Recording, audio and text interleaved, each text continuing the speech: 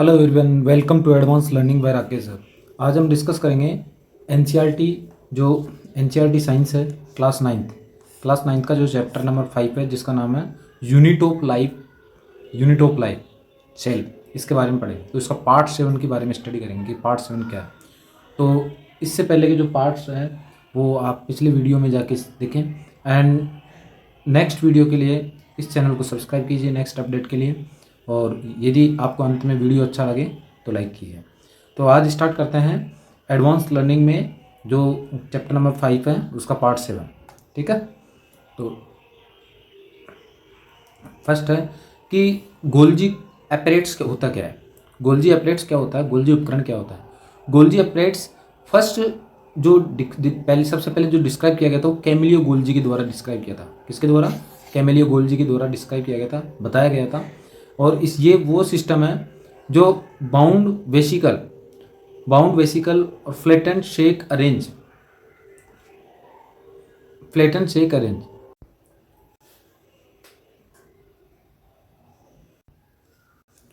Golgi Camillo के द्वारा describe किया गया था।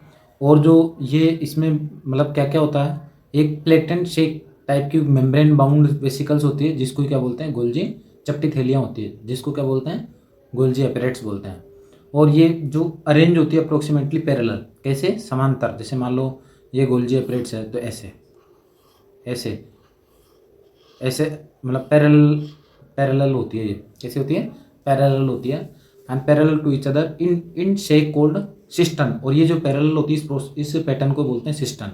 क्या बोलते हैं इस पैटर्न को? सिस्टन बोलते हैं। These membrane often have connected with the membranes of air. इसको एंडोप्लास्टिक रेटिकुलम की तरह जाना जाता है। Therefore constitute another portion of a complex cellular membrane, जो और दूसरा कॉम्प्लेक्स सेलुलर मेम्ब्रेन कहा जाता है इसका ना।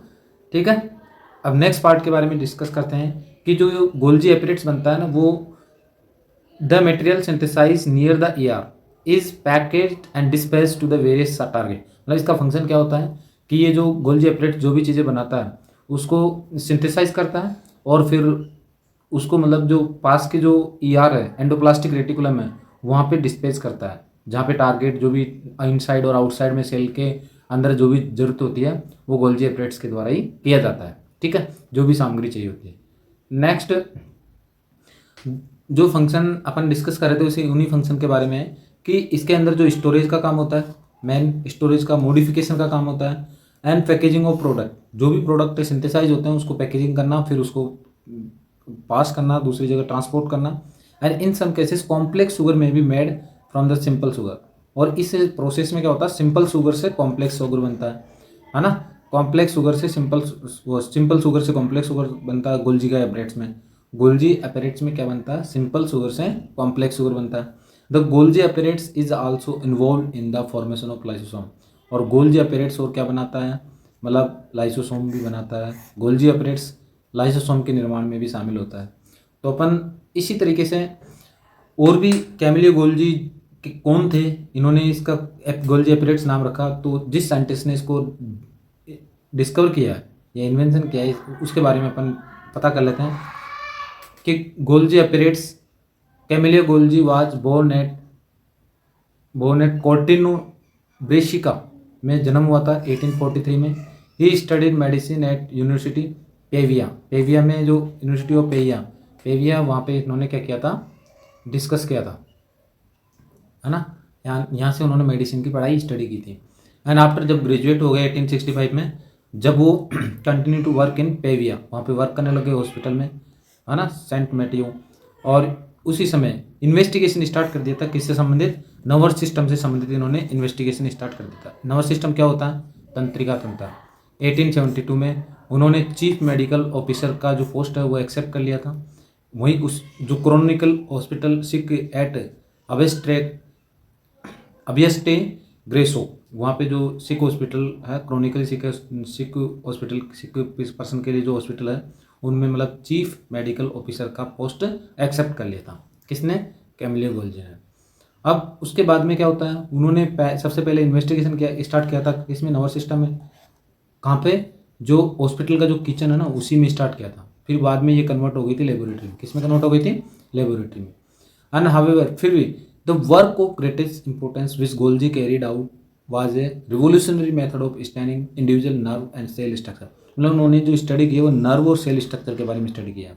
और ये मेथड उन्होंने इस मेथड को इन्होंने किस नाम से जाया इस मेथड को किस नाम से जाना गया? ब्लेक रिएक्शन के मेथड से ब्लेक रिएक्शन जाना गया। और ये मेथड है ये किसके लिए किस काम के लिए? Weak solution of silver nitrate. और ये मेथड में क्या यूज़ किया गया था? वीक सिल्वर नाइट्रेट का weak solution and is particularly valuable in tracing the process and most delicate information, हाँ, रेमिफिकेशन ऑफ सेल। तो सेल के रेमिफिकेशन के लिए ऑल थ्रू हिज लाइफ, जो उनकी लाइफ से पूरा जो भी वो मिला, सारी लाइनें जो सीखने को मिली, टेक्निक्स वगैरह इंप्रूव हुई, तो वो सारा गोल्जी को जाता है, मतलब गोल्जी के डिस्कवरी हो जाता है। And Golgi receive the highest honour, Golgi को हाईएस्ट ऑनर भी रिसीव मिला, award in recognition of his work and he share the Nobel prize. इन्होंने नोबेल प्राइज भी मिला था इनको, जो सेंटियागो रोमे कैजुअल है उनके साथ इसको नोबेल प्राइज मिला था, जिसको शेयर किया था। एंड नर्वस सिस्टम की स्ट्रक्चर के बारे में इन्होंने पता किया था इसलिए। नेक्स्ट जो है लाइसोसोम। अब लाइसोसोम होते क्या? तो लाइसोसोम मतलब आत्मघाती थैली बोलते हैं इसे, मतलब ये डेड सेल को कंज्यूम कर जाती है। एंड स्ट्रक्चरली लाइसोसोम जो मेम्ब्रेन बाउंड होती है वो shake field with digestive enzyme. इस लाइसोसोम के अंदर डाइजेस्टिव एंजाइम होते हैं, मतलब पाचक रस होते हैं। These enzyme are made by RER। और ये एंजाइम किससे बने होते हैं? रफ एंडोप्लास्टिक रेटिकुलम के द्वारा बनाए जाते हैं, है ना, से बनते हैं enzyme. Lysosome are kind of waste disposal system. Lysosome एक तरह का वेस्ट डिस्पोजल सिस्टम है, ये अपशिष्ट निपाटन प्रणाली भी बोलते हैं लाइसोसोम को। These help to the kill the cell clean, और ये सेल को क्लीन करने में हेल्प करता है। जो भी फॉरेन मटेरियल होता है या कोई पैथोजन होता है उसको वर्न आउट कर देता है, बाहर से सेल ऑर्गेनिज्म से बाहर कर देता है।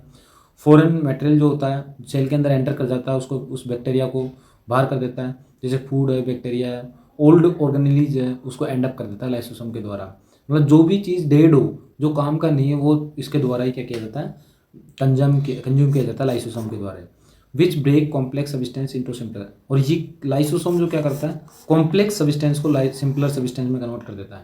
लाइसोसोम ये काम करने में भी हेल्पफुल है, किसमें? कि कंटेंट पावरफुल डाइजेस्टिव एंजाइम है कि lysosome capable of the breaking down all organic material. जितने भी ऑर्गेनिक मटेरियल है उन सबको क्या कर देता है? ब्रेक डाउन कर लेता है और कंज्यूम कर जाता है। इसलिए इसको लाइसोसोम को आत्मघाती सेलें भी कहते हैं। जब सेल कोई काम नहीं कर रही तो खुद सेल को भी डाइजेस्ट कर देता है, तो इसलिए सुसाइडल बेग कहा जाता है इसको। क्या कहा जाता है? Suicidal bag. तो during the disturbance in cellular metabolism, जब सेलुलर मेटाबॉलिज्म में डिस्टर्बेंस होता है तो उस समय सेल डैमेज हो जाती है, तो लाइसोसोम ब्रस्ट हो जाता है और enzyme digest their own cell. और जो एंजाइम होते हैं वो उस सेल को डाइजेस्ट कर जाते हैं, मतलब खुद वो सेल जिस सेल में वो लाइसोसोम है वो पूरी सेल को कंज्यूम कर जाता है। कौन? ब्रस्ट होकर ये lysosome. Therefore lysosome are also called या known as suicidal bag of cell, मतलब इसको आत्महत्या से बेग भी कहा जाता है, आत्मघाती सेल भी कहा जाता है। तो इस तरीके से अपन दो पार्ट के बारे में, एक तो गोल्जी एपिरेट्स और लाइसोसोम के बारे में स्टडी किए। तो ये वीडियो आपको अच्छा लगा तो लाइक एंड सब्सक्राइब कीजिए इस चैनल को, और थैंक यू।